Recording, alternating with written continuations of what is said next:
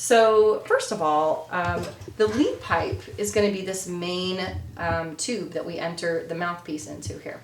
So it's a little hard to see because this has a hand guard on it, but this angle of the lead pipe is going to be really important for horn playing. So if you've seen trumpet players, you know, their lead pipe angle is going to be kind of like this, kind of a parallel to the floor kind of thing.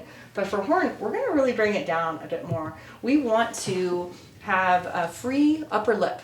And that doesn't mean not in contact at all with the mouthpiece, but if we are putting equal pressure here on the top and the bottom lip, it's going to make it really challenging to be successful in the high range with the horn.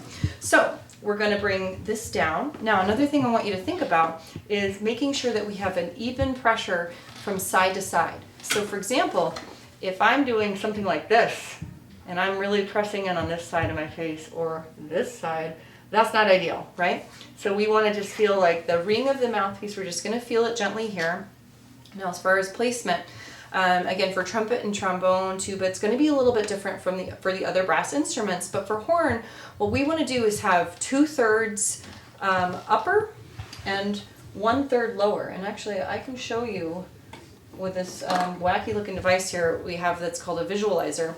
So if I make an embouchure and I put this here, hopefully you can see that we're gonna, if we were to divide the lip kind of into fractions here, we got, you know, 1/3 here, and then this is 1/3, and then sort of the second third is above this. So the key thing is that you want that top of the mouthpiece always to be above the red part of the lip, okay? So make sure that's covering that up, right? And that we're not ever seeing the top part of the lip. This would be too low, and this is definitely too much of a straight on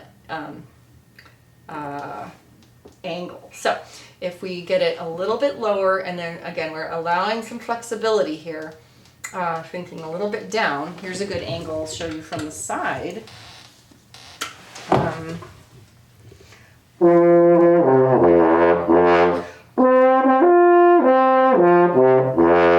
So I'm anchored on my bottom lip here. I'm allowed to feel a little bit of mouthpiece pressure here.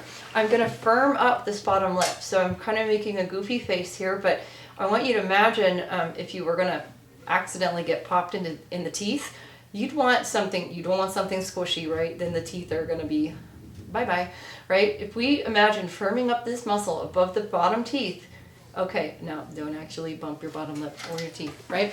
But if we imagine firming that up, then we can apply a little pressure here and sort of attach. And then this is going to be free to vibrate, and we have to have that vibration to make the sound. That is what makes the sound. So.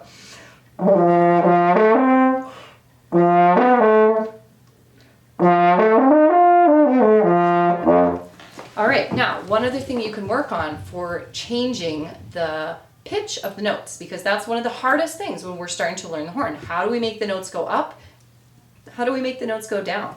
I think the best way to explore this is on the mouthpiece. So when we just try the mouthpiece and we try,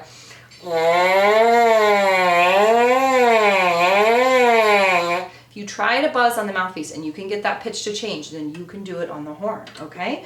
So what are we doing to change those notes? Well, there are a couple of things we can think about technically. So one is changing the direction of the wind. So when we're making our embouchure, we use our soup embouchure. And if we shoot the air down, it's going to help us go up in pitch. And if we shoot the air out a little bit more, that's going to mean more of this firmness coming forward with the chin. That's going to help us get into the lower notes. All right, so again, think down to go up. All right, and that's mostly what we need help with usually.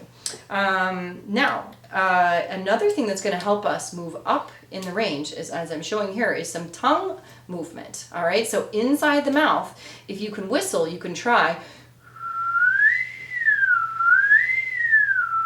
Well, how are we changing pitch when we whistle? We're moving our tongue up and down inside of our mouth, and it kind of rocks forward like this. So if these are your teeth, it's going to rock forward and make a smaller, narrower channel that air goes through. That means it speeds up the air, faster vibration, higher note. Okay, so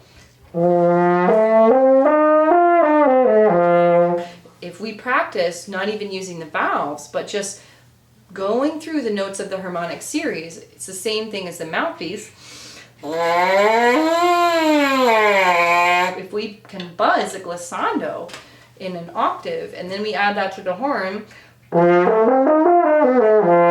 those will be the notes that we should get.